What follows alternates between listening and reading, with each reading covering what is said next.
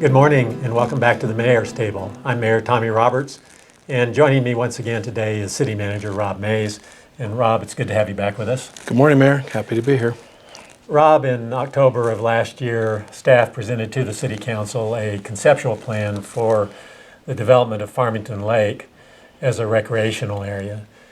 This is a topic that had been promoted by Councilor Duckett, probably principally, and other councilors are very much supportive of the future development of the lake as a recreation area.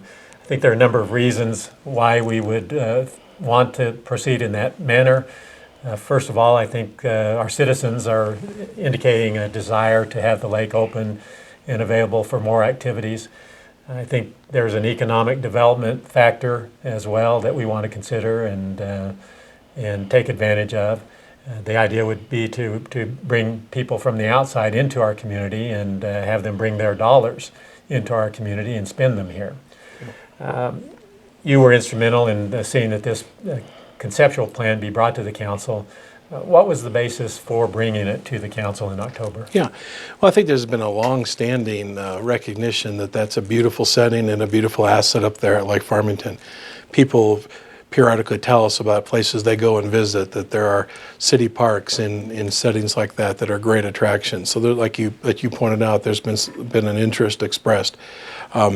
So the council gave us direction and authorized a small amount of money to conduct a feasibility kind of conceptual study. It's a very, very initial study that you mentioned that was presented to you in October of 2013, where it just shows kind of a vision for what Lake Farmington could be.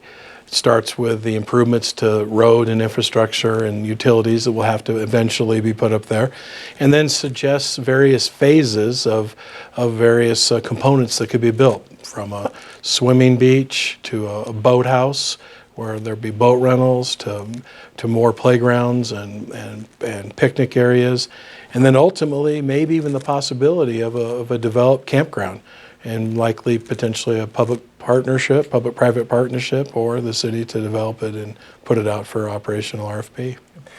I think we do want to stress that this is a conceptual plan only, and it's likely quite a ways off into the future. Funding fully this conceptual plan would be a challenge. It's most likely that we'll approach this in phases and bite off some of the low-hanging fruit initially, and to develop the plan and adopt the plan in multiple phases and stages. But nevertheless, we think it's important to get this information out to our citizens. We've had a lot of interest expressed in it since October. People are concerned about how we would raise the dollars that would be necessary to fully implement the plan. But let's talk a bit about those dollars and what would be accomplished with the expenditure of those funds. My recollection is that the total cost associated with this conceptual plan was $11 million. Yeah. About $9.5 million of that in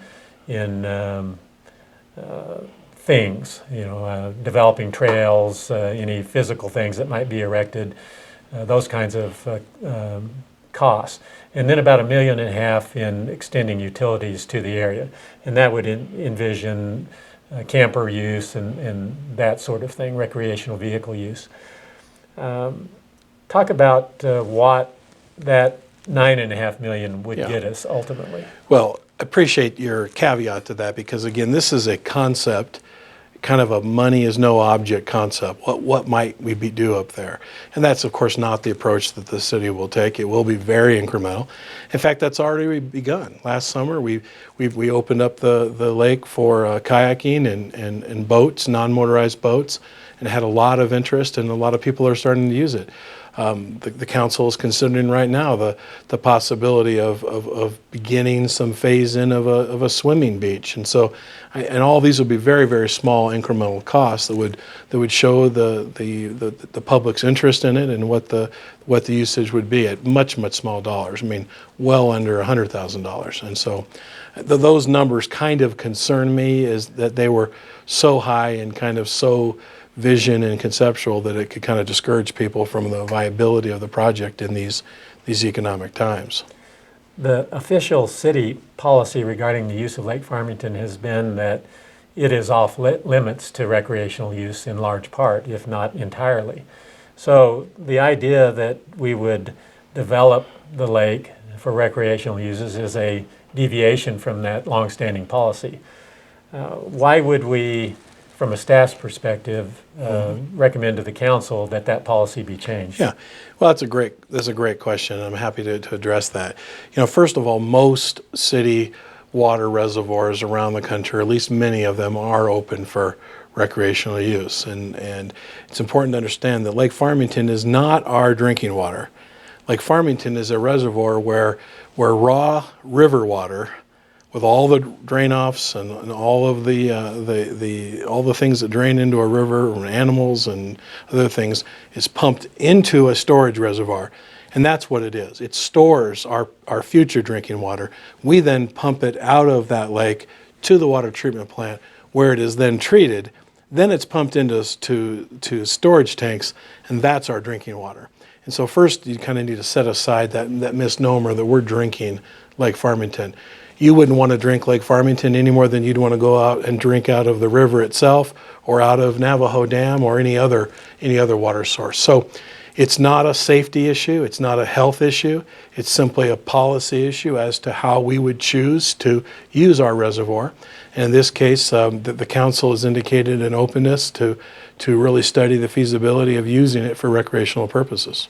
I think another concern that we have dealt with recently is the invasive quagga and zebra mussels, and the concern that they might be transported into our drinking water source. Have we gotten by that concern at this point in time? Well, I wouldn't want to go so far as to say we've gotten by the concern, because the fact is that we pump that water out of the river. And so if the river becomes contaminated through any of the other upstream sources, it potentially could be pumped into our reservoir, and we would have to manage it. Overall, our reservoir is considered a low-risk area, because the primary means by which these pollutants enter water sources is through larger boats and motorized boats. So we made the decision to open the lake back up to single-hull, non-motorized boats, because there's virtually no risk in those types of boats.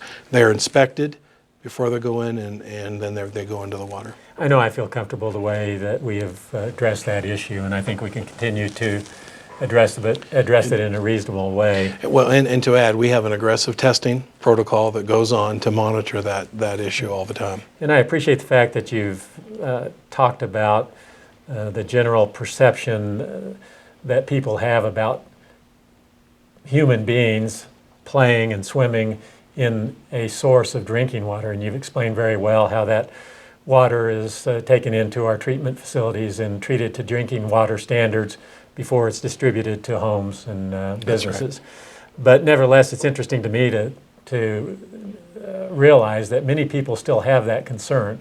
Yeah. And it's just a concern that I think most people with education will be able to get by. Yeah. Rob, we could spend a lot of time talking about the ultimate plans in this conceptual planning process, but I think that my mission here today was just to simply advise our citizens that this is something that is on our table now. It'll be a long process, but we'll be approaching it in phases and increments. And thank you for being here today to discuss it. Once again, I want to thank all of you for tuning in and viewing this segment of the Mayor's Table. We'll look forward to having you view in again next week.